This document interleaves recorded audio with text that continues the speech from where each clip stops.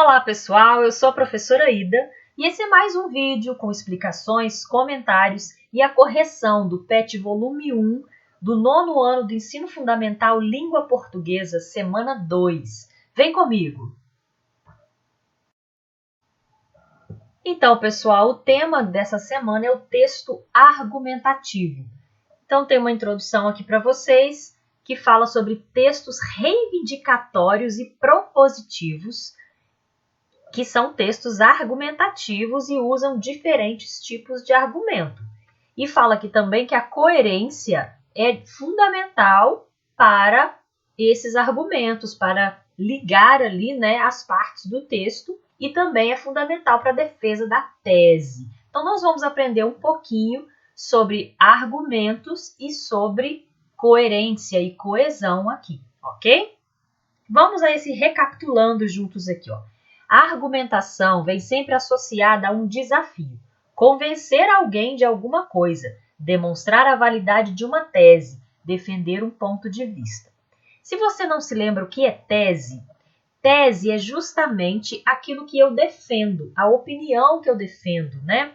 Um ponto de vista específico sobre um determinado assunto que eu desejo expor no meu texto, defender no meu texto. Para defender essa tese, esse ponto de vista, o que eu uso para convencer o leitor? Argumentos, tá? A atividade de argumentar pode ser feita de diferentes maneiras, seguindo distintos formatos. Cada um desses formatos corresponderá a uma concretização textual específica, sendo chamados de gêneros textuais, nesse caso argumentativos. Então, por isso que fala de textos reivindicatórios e propositivos aqui em cima. Por quê? Os textos argumentativos existem em diversos formatos. Dependendo da finalidade do texto, do ambiente onde ele vai circular, ele pode pertencer a um gênero textual diferente, mas se o objetivo principal dele é defender um ponto de vista, convencer o leitor, ele vai ser considerado um texto argumentativo. Dentre os principais gêneros argumentativos escritos, destacamos a dissertação, o artigo de opinião, a carta de leitor, o editorial, a resenha, o texto publicitário, entre outros. Então, essa parte aqui fala do texto argumentativo. E tem um finalzinho aqui que fala um pouquinho sobre orações e sobre as conjunções que vão dar aí coerência e coesão para o texto. As orações se relacionam umas com as outras por meio de uma palavra ou expressão que as liga. Essa palavra é chamada de conjunção. E as relações que as conjunções estabelecem contribuem para que o texto seja coerente e coeso, e não uma sequência de palavras ou frases sem sentido. As conjunções coordenativas ligam palavras ou orações de mesmo valor sintático. Já as conjunções subordinativas inserem uma oração na outra, estabelecendo entre elas uma relação de dependência sintática. Bom, então vamos para a atividade. Eu queria chamar a atenção de vocês, antes da gente ir para o texto, para esse Saiba Mais, que de vez em quando vai aparecer aqui no PET. Aqui a gente tem um link para um site, onde vocês vão saber sobre as estratégias argumentativas. Isso vai ser interessante, tanto para essa atividade, para quando você for produzir o seu próprio texto argumentativo. E tem um outro link para conjunções, né? Porque o PET não traz aqui a matéria de conjunções. Então, acessem esses dois links, leiam a matéria, aprendam um pouquinho mais sobre esse assunto para fazerem as atividades, ok? O texto é um artigo de opinião do Correio Brasiliense, tem 3 autoras e fala sobre o racismo no Brasil. Eu não vou ler o texto todo aqui, para o vídeo não ficar muito longo, tá? Mas se você não leu esse texto ainda e está assistindo esse vídeo, você pausa o vídeo, leia o texto com atenção, depois você volta, ok? Nós vamos direto para as questões. Então vamos à atividade 1. Ao escolher esse gênero textual, as autoras do texto objetivaram construir uma análise irônica sobre o assunto abordado? Não, porque o texto não tem tom irônico, tá? Evidenciar por meio da sátira os acontecimentos atuais que despertam interesse público. A sátira é um tipo de comédia, né, um pouco debochada. Não tem ali nenhum tom de deboche, nem cômico no texto também não, tá? Elaborar uma narrativa com descrição de tipos literários. O texto não é narrativo, não está contando uma história e não tem aqui descrições literárias. Não é um texto literário, é um artigo de opinião, é um texto jornalístico, tá? Então é a letra D, ó. Expor seu posicionamento sobre determinado tema de interesse público. Então as três autoras estão mostrando o que elas pensam sobre esse tema, e é um tema de interesse público, que é o racismo no Brasil, tá? Então é a letra D. Número 2. Qual é a questão central abordada no texto lido?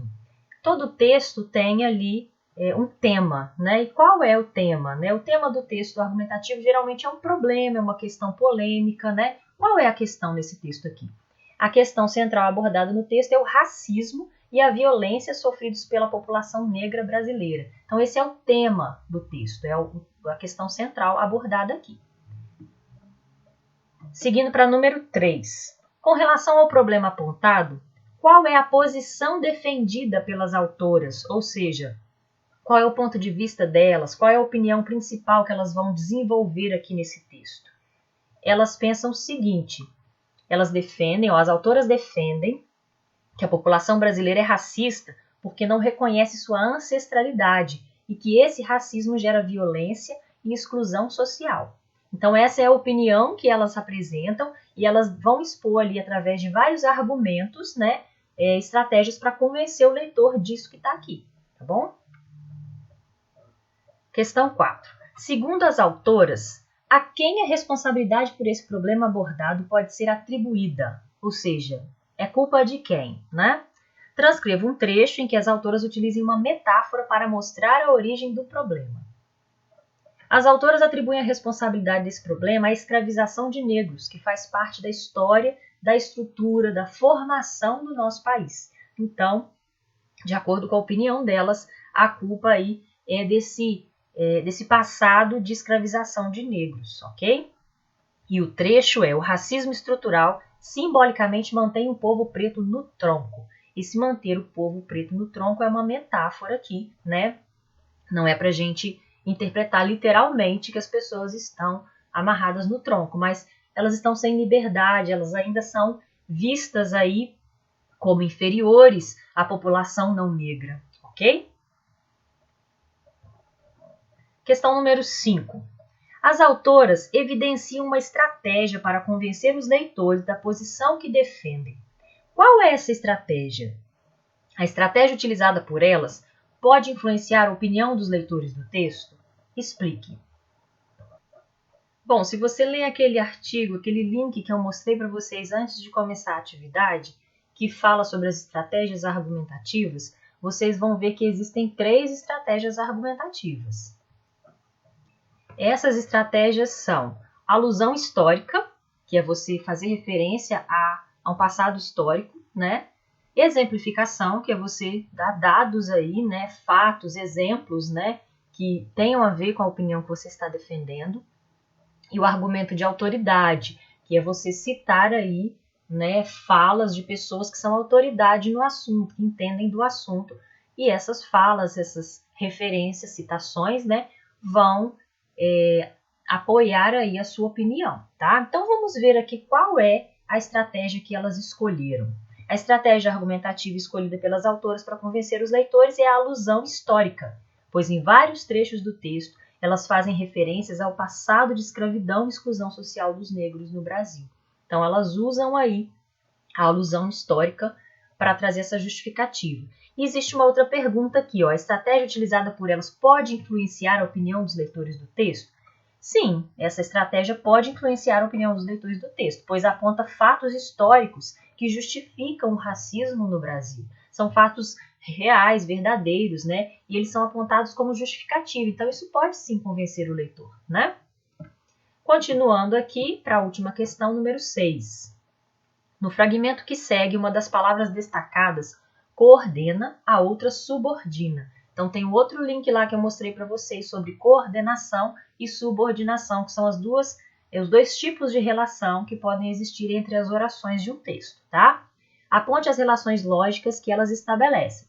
Nós, brasileiros, somos descendentes, sim, de povos africanos, e reconhecer nossa ancestralidade é passo importante para termos o direito à cidadania e lutarmos por políticas afirmativas. Então, aqui a gente tem a conjunção e a conjunção para. A conjunção e, ela está falando aqui, somos descendentes de povos africanos E, quer dizer, ela está acrescentando mais uma ideia. Reconhecer nossa ancestralidade é um passo importante. Então, esse E aqui, ele dá uma ideia de adição.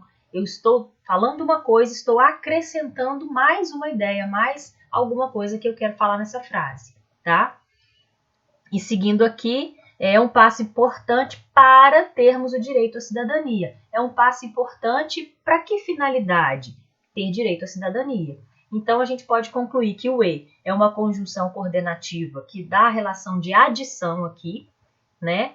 E o para é uma conjunção subordinativa que dá uma relação aqui de finalidade. Então, essa relação é de uma oração em relação à outra, tá? Então, você tem aqui ó, uma primeira oração e acrescenta-se uma ideia, dá-se aqui uma ideia de adição, vem a outra oração. Depois, seguindo a esta outra oração, dá-se uma ideia de finalidade em relação ao que foi falado na oração anterior. É assim que as conjunções funcionam, tá? Elas vão ligar as orações, sempre estabelecendo algum tipo de relação. Aqui no caso a gente tem a adição e a finalidade. Até a próxima, pessoal! Se esse vídeo foi útil para você, inscreva-se no canal, curta o vídeo e compartilhe aí com seus colegas.